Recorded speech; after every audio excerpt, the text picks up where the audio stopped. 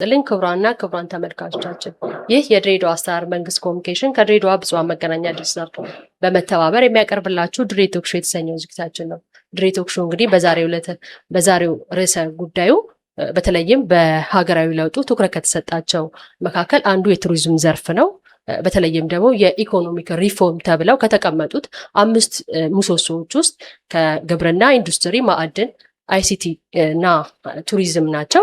ከነዚህ ውስጥ እንግዲህ ቱሪዝም አንዱና ዋነኛው ነው፣ የኢኮኖሚ ሞተር አንቀሳቃሽ። ከዚህ ጋር በተያያዘ በተለይም በባለፉት የለውጥ ዓመታት ውስጥ በቱሪዝም ዘርፍ በርካታ ፕሮጀክቶች ተቀርጸው ተግባራዊ ሆነዋል እንደ ሀገር። በዛም በርካታ ጥቅሞችን ማግኘት ችለናል። እስኪ እንደ ድሬዳዋ ደግሞ ምንድነው የተሰሩት የሚሉትን ጉዳዮች አንስተን ልንጠይቅ እዚህ ስቱዲዮ እንግዳ ጋብዘናል። እንግዳችን የድሬዳዋ ስታር ባህልና ቱሪዝም ጽሕፈት ቤት ኃላፊ አቶ ወንደሰን አባይ እዚህ ይገኛሉ። ከእሳቸው ጋር የምናደርገውን ቆይታ እንድትከታተሉ እንጋብዛለን። ቅድሚያ ስቱዲዮ ድረስ ለዚህ ቃለ መጠይቅ ፈቃደኛ ሆነው ስለተገኙ እጅግ አድርገን እናመሰግናለን። እሺ፣ እኔም አመሰግናለሁ። እንግዳ አርግታችሁ ስለጋበዛችሁን እጅግ በጣም አርግቻ አመሰግናለሁ። እስኪ ቅድሚያ የምናደርገው ቱሪዝም ማለት ምን ማለት ነው ከሚለውን ጀምርና ሌሎችን ጥያቄዎች እናነሳለን። ቱሪዝም የተለያዩ የቱሪዝም አይነቶች አሉ።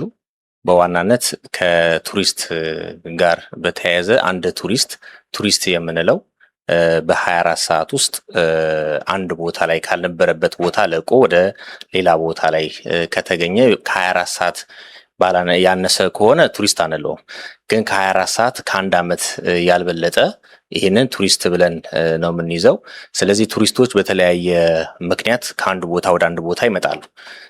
ያው ቱሪስት በሃይማኖት ጉዳይ ሊመጡ ይችላሉ፣ በእምነት ጉዳይ ሊመጡ ይችላሉ፣ በጤና ጉዳይ፣ በስፖርት፣ በንግድ፣ በተለያዩ ምክንያቶች ሰዎች ከአንድ ቦታ ወደ ሌላ ቦታ ይጓዛሉ። ስለዚህ እዛ ያረፉበት አካባቢ ላይ 24 ሰዓት ካለፋቸው ቱሪስት ብለን እንይዛቸዋለን ማለት ነው። ይሄ ቱሪስት ያው የሚመጣበት የራሱ ምክንያቶች አሉት። ቀደም እንዳልኩት በተለይ ንግድ ሊነግድ ሊሆን ይችላል፣ የንግድ እንቅስቃሴዎችን ሊያደርግ ይችላል፣ ለሕክምና ሊሆን ይችላል። ያው እንደሚታወቀው በጤናው ዘርፍ የተለያዩ ቦታዎች ላይ ያንን ሕክምና ለማግኘት ሲል አንድ ሰው ከአንድ ቦታ ወደ ሌላ ቦታ ይሄዳል። ስለዚህ ያንን እንደ ቱሪስት እንወስደዋለን። ከዛ ውጪ ስፖርታዊ ውድድሮችን ለማድረግ ከቦታ ቦታ እንቅስቃሴዎች ይኖራሉ። ስለዚህ እነዚህ ጉዳዮች ላይ እምነታቸውን ለማክበር ያው ድሬዳዋ እንዳውም ለዚህ የታደለች ነች። በተለያዩ ጊዜ ቁልቢ ገብርኤልን መነሻ በማድረግ የተለያዩ ቱሪስቶች ከኢትዮጵያ ውጭ ያሉ የእምነቱ ተከታዮች መጥተው ጎብኝተው የሚሄዱበት እምነታቸውን አክብረው የሚሄዱበት ምክንያት አለና ይሄ እንደ ቱሪስት እናየዋለን ማለት ነው። ራችን እስኪ ሰዎች ወደዚህ ለመጎብኘት ሲመጡ ምን አይነት መዳረሻዎች አሉ? እነዚህ የቱሪስት መዳረሻዎች ውስጥ ልማት ምን ይመስላል? ምን ስራዎች ተሰርተዋል? የሚሉትን እንደ ድሬዳዋ ከዚህ እንትን ጋር ተያይዞ ከቱሪዝም ጋር ተያይዞ በቅርስ ባለስልጣን የተመዘገቡ 56 ቅርሶች አሉ። እነዚህ ቅርሶች እውቅና አግኝተው በቅርስ ባለስልጣን ለቦታዎቹም ለግለሰቦችም ሰርቲፊኬት የተሰጠበት ሂደት ነው ያለው። ይሄ ማለት ነው በርካታ ቅርሶች እንዳሉ ነው የሚያመላክተው። በቀጣይም የሚመዘገቡ በሂደት ላይ ያሉ ቅርሶች አሉን። ስለዚህ አሁን እነዚህ የተመዘገቡት 56 ቅርሶችን ብንመለከት ታሪካዊም፣ ባህላዊም፣ ተፈጥሯዊም ያማከሉ ናቸውና በተለይ ከዚህ ከታሪክ ጋር ተያይዞ እድሜ ጠገብ የሆኑ ህንፃዎች ባለቤቶች ነን። ከዛ ውጪ ከተፈጥሮ ጋር ተያይዞ የተለያዩ ዋሻዎች አሉን፣ የተለያዩ ደኖች አሉ። እነዚህን እንወስዳለን። ሌላው ከባህል ጋር ተያይዞ የእምነት ተከታዮች የተለያዩ እምነት የሚካሄድባቸው ቅርሶች አሉ። ለምሳሌ እንደ ግሪክ ቤተክርስቲያንን ብንመለከት የአርመን ቤተክርስቲያን፣ ሚካኤል፣ መስጊድ ጣሊያን እነዚህ በቅርስ ባለስልጣን የተመዘገቡ ናቸው፣ ከእምነት ጋር ተያይዞ ማለት ነው። ሌላው ደግሞ በተለይ ለየት የሚያደርገው ድሬዳዋ ላይ የተመዘገቡትን ቅርሶች ስንመለከታቸው አብዛኛውን የተወሰነውን ዓለም የሚነኩ ቅርሶች አሉ። ለምሳሌ ግሪክ ስቲ የግሪክ ቤተክርስቲያን አለ። አርመን ስቲ የአርመኖች ማምለኪያ አለ። ህንድ ስቲ የህንዶች ትምህርት ቤትና ማህጃን የሚባል ትምህርት ቤትና የሬሳ ማቃጠያ አላቸው። ይሄ የሬሳ ማቃጠያው በምስራቅ አፍሪካ አዲስ አበባ ላይና ድሬዳዋ ላይ ብቻ የሚገኝ ነው እና ይሄ አንድ ለየት የሚያደርገው ነው። ይሄ የሬሳ ማቃጠያ ሌላ ለምሳሌ እንደ ናሽናል ሲሚንት አለ የመጀመሪያው ማለት ነው። በዚሁ ልክ የጁሾች አለ፣ የእስራኤሎች አለ፣ ጣሊያን አለች፣ የተለያዩ አውሮፓውያን እዚህ ሀብት አላቸው። ለምሳሌ የአፍሪካ ሴሜትሪን ብንመለከት የመካነ መቃብሩን ብንመለከት እዛ ውስጥ የእንግሊዞች ጀነራሎች አሉ። የተለያዩ የአፍሪካ ሀገራቶች በወቅቱ መጥተው እዚህ መካነ መቃብራቸው ይገኛል እዚህ ማለት ነው። ስለዚህ እነዚህ ነገሮች ለጉብኝት በጣም ሳቢ ናቸው። ሌላው የድሬዳዋን መሰረት የሆነው ምድር ባቡር አለ። ይሄ የድሬዳዋን መሰረት መነሻችን ከመንገድ አንድ ከተማ ሲቆረቆር የራሱ መነሻ አለው። ድሬዳዋም አሁን ላለችበት ደረጃ በተለይ የምድር ባቡር ወሳኝ ሚና ይጫወታል እና ምድር ባቡርን ስንመለከት ሰፊ ታሪክ አለው በውስጡ ማለት ነው። እስካሁን ድረስ ያለበትን ረዘም ያለ ሰዓት ጉብኝት ሲካሄድ ረጅሙን ሰዓት ቢያንስ አንድ ሰው ምድር ባቡር ገብቶ ጉብኝት ቢያደርግ ከግማሽ ቀን በላይ ይወስድበታል። ስለዚህ በተለይ እዛው ምድር ባቡር ላይ ከተርሚናል አንስተን ወደ 5 የተመዘገቡ አሉ። ተርሚናሉ ተመዝግቧል። ከዛ ውጭ ደግሞ ወርክሾፖች አሉ፣ ወደ 5 ወርክሾፖች። እነዚህ ወርክሾፖች እድሜ ጠገብ ወርክሾፖች ናቸው። በቅርስ ባለስልጣን የሚታወቁ ናቸው እና እነዚህም ተመዝግቧልና እያንዳንዱ ነገር እንዴት ነው ሂደቱ ምንድን ነው፣ እንዴት ነው የሚሰራው፣ ብረቱ እንዴት ነው፣ እያንዳንዷ ነገር ተቀምጣለች። ከዛ ውጪ እዛው ምድር ባቡር ላይ የመጀመሪያዎቹን ባቡሮች እናገኛቸዋለን። እነ ቤቤ 01 ምናምን የሚባሉ አሉ። በነዛ ባቡሮች አሁን ካስተዋላችሁ ቅዳሜ ወይ እሑድ ጠዋት እስከ ተወሰነ ኪሎ ሜትር ድረስ የህፃናቶችን ምናምን ይዘን ሽርሽር ይደረጋል፣ የባቡር ሽርሽር። ይሄ አንድ የቱሪስት መዳረሻችን ነው ማለት ነው እና እዛ ቦታ ላይ ሰዎች ጎብኝተው ሲጨርሱ በባቡሩ ሄደው ተንሸራሽረው ሽርሽር ወስደው ተመልሰው የሚመጡበት ሂደት ነው ያለው።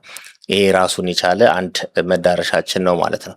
ከዛ ውጪ ቀደም እንዳልኩት ቀፊራ፣ ሌሎችም መዳረሻዎች አሉት። በተለይ አሁን ቀፊራን ስንመለከት ክፍት የገበያ ማዕከል ቀፊራ የሚገርም ነው።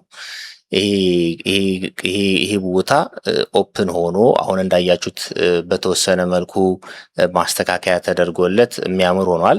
ስለዚህ ሰዎች እዛ ገብተው የፈለጉትን ንግድ አከናውነው መውጣት ይችላሉ። ይሄ አንዱ ሀብታችን ነው ማለት ነው።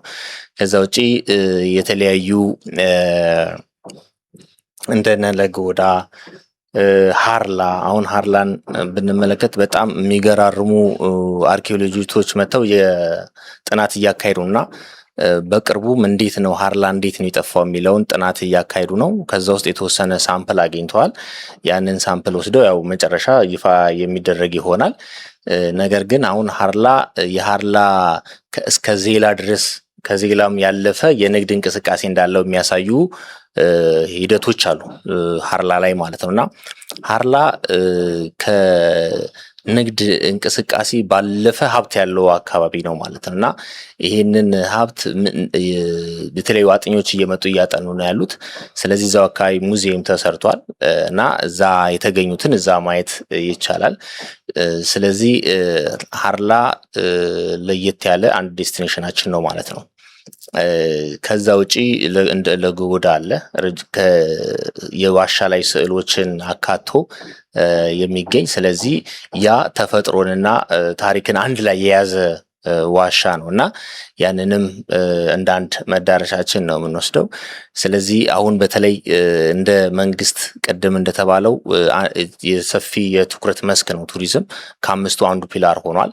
ስለዚህ ከዚህ ጋር ተያይዞ እያንዳንዱ ወረዳና እያንዳንዱ ክላስተር በውስጥ ስራቸው የሚገኙ መዳረሻዎች አሉ።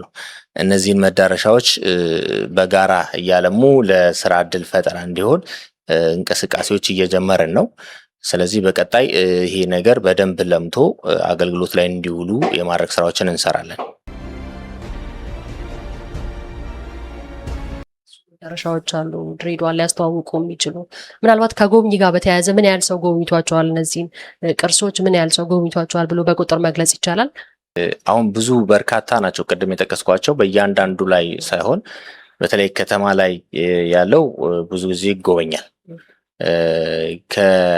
በተለያዩ በተማሪዎችም በተለያዩ አካላቶች ጉብኝት ይካሄዳል። በተለይ ምድር ባቡር በደንብ ለምሳሌ ቱሪስት ላይ አሁን በሰፊ ጉብኝትም እያስተናገደ የሚገኝ ምድር ባቡር ነው። በተለይ የዓለም አቀፍ ቱሪስቶችን መጥተው እየጎበኙት ያሉት የምድር ባቡርን ሀብት ነው። ስለዚህ በየጊዜው ድሬዳዋን ለማየት የሚመጣም አካል ስብሰባም ለማድረግ የሚመጣም አካል ለሕክምና የሚመጣም ለስፖርት የሚመጣም አካል ጉብኝት ያደርጋል ምድር ባቡርን። ስለዚህ ሰፊውን ቁጥር የሚወስደው የምድር ባቡር ጎብኚዎቻችን ናቸው። ከዛ ውጭ ግን ሌሎቹ ቀፊራ እና እንደ አሸዋ ለንግድ ለምናምን የሚንቀሳቀሱበት ቦታ ላይ አለ። ግን በዋናነት ከሀገር ውጭ ከኢትዮጵያ ውጭ ያሉ የኢትዮጵያ ዜጋ ያልሆኑም ጭምር እየጎበኙት ያሉት በዋናነት ትልቁን ምድር ባቡር ድርጅት ነው። ምድር ባቡር ነው። ምናልባት ከዚህ ጋር በተያያዘ የኢኮኖሚ ተጠቃሚ መሆን ተችሏል በቱሪዝሙ። ለምሳሌ ሰው ጎብኝቶ ሲወጣ ምን ያህል ነው ተጠቃሚ የሆን ነው የሚለውን ነገር እዚህ ላይ ያይዘው አሁን ከዚህ ከቱሪዝም ኢኮኖሚ ጋር ተያይዞ የሚያንቀሳቀሰው ሰፊ ነው። የቱሪዝም ኢኮኖሚ አብዛኛውን ነገር ይነካል። ለምሳሌ አንድ ቱሪስት ድሬዳዋ ላይ ሲገባ ጫማ ቢያስጠርግ ከሊስትሮ እንጀምራለን ማለት ነው። እዛ ሊስትሮ ጫማውን ያስጠርጋል። ከዛው ጋር ቡና ይጠጣል። ቡና ሻይ ይላል። የተወሰነ ምግብ ይበላል። ከዛ አልጋ ይይዛል፣ ያርፋል። የተለያዩ ንግዶችን የተለያዩ እቃዎችን ለመግዛት ይወጣል፣ ሾፕ ያደርጋል። እነዚህ አጠቃላይ ይነካቸዋል ማለት ነው አንድ ቱሪስት ሲንቀሳቀስ። ስለዚህ ያ ነው ኢኮኖሚን በደንብ የሚያንቀሳቀሰው ማለት ነው። ስለዚህ በተለይ ለገብርኤል ለቁልቢ ገብርኤል ለማክበር ከተለያዩ ኢትዮጵያ ሀገራትና ከውጭ የሚገቡ እንግዶች አሉና ይህ ሰፊውን ኢኮኖሚ ያንቀሳቅሳል ሲገባ። ከዛ ውጭ ደግሞ እንዳያችሁት ለምሳሌ ሰሞኑ ወደ 1600 አካባቢ የሚጠጉ ስፖርተኞች ነበሩ ድሬዳዋ ላይ የተለያዩ ክለቦች መጥተው ጨዋታ ሲያደርጉ ነበር። ይሄ ቀላል አይደለም ኢኮኖሚው ላይ እንቅስቃሴ ሲያደርግ የነበረው ማለት ነው። ከዛ ውጭ ደግሞ የቁልቢ ገብርኤል አለ ላይ ደግሞ በየጊዜው ይከበር የነበረው አሁን ወደ 2 ዓመት ያሻገር ነው። ይሄ ዓለም አቀፉን የድሬዳዋ ተወላጆችን ጠርተን ተወላጆችን ወዳጆችን ስለ ድሬዳዋ ሀሳቢዎችን ጠርተን በጋራ ኑ ድሬዳዋን እናስብ ብለን የምናከብረው በተለይ የናፍቆት ድሬ የተለያዩ ጥቅሞችን ያስገኛል ድሬዳዋ ላይ ማለት ነው። እና ከዛ ጋር ተያይዞ ለምሳሌ ኢንቨስት ማድረግ ቢፈልጉ ምክንያቱም በዛን ወቅት መጥተው አይተው ተመልክተው ዲያስፖራዎች ኢንቨስት ማድረግ ከፈለጉ ኢንቨስት እንዲያደርጉ ሰፊውን እድል ይፈጥራል። ስለዚህ ይሄ ልክ ቀደም እንዳልነው አንዱ የኢኮኖሚ እንቅስቃሴውን የሚዘውር ነው ማለት ነው።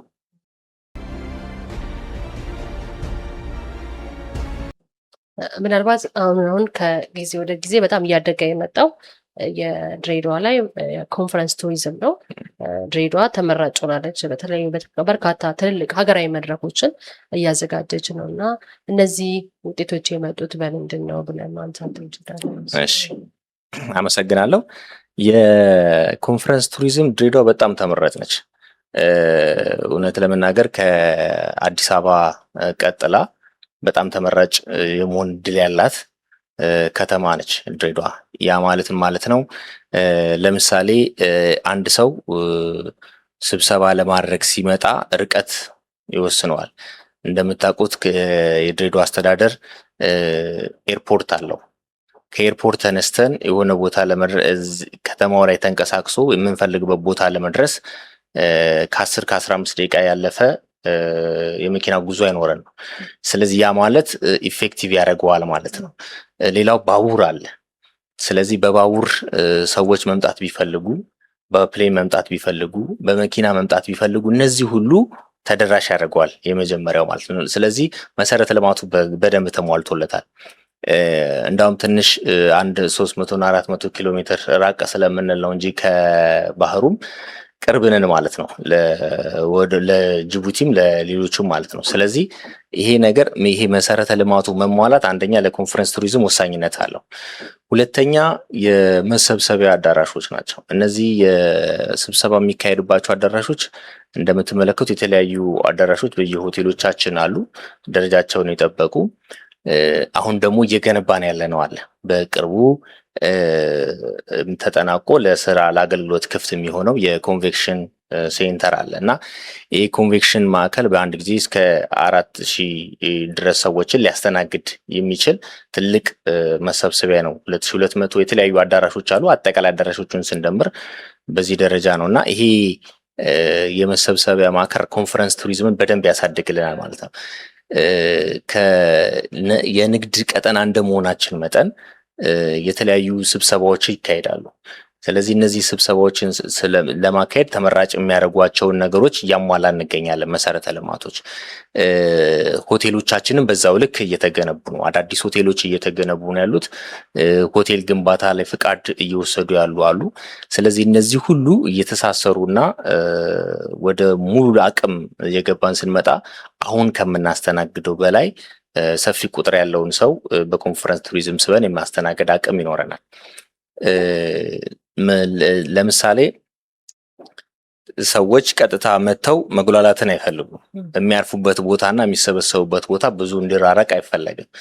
ለምን ውጤታማ የሚሆኑት በመንገድ ላይ ተንቀሳቅሰው ሳይሆን ካረፉበት ቦታ ብዙም ሳይርቁ ስብሰባቸውን ቢያካሂዱ ውጤታማ ይሆናሉ፣ ድካም ስለማይኖራቸው ማለት ነው።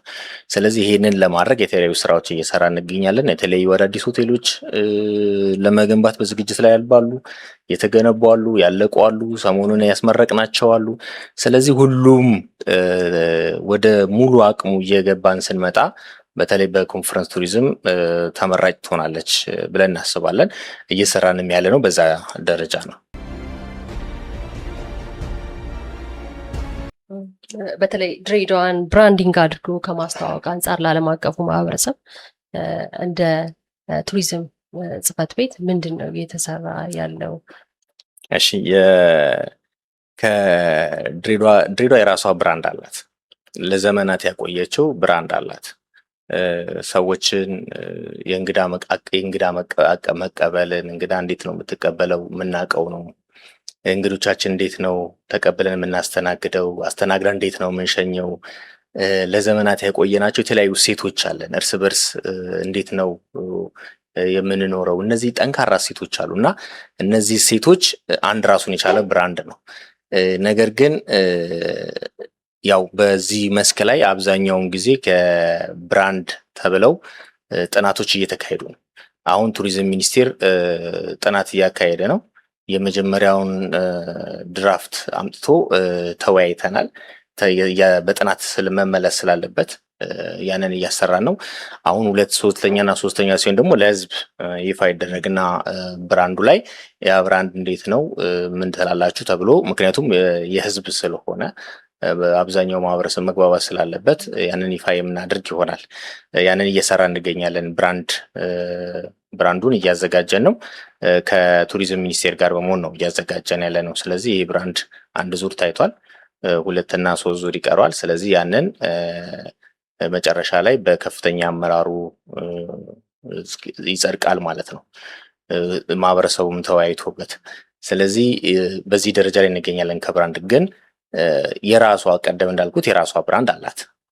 ይሄ የእሴቶቹን እና እሴት ለዘመናት ያቆየናቸው ነገሮች እነዚህ እሴቶቻችን ናቸው። በተለይ ትንሿ ኢትዮጵያ የሚል ስያሜ ያገኘች ናት።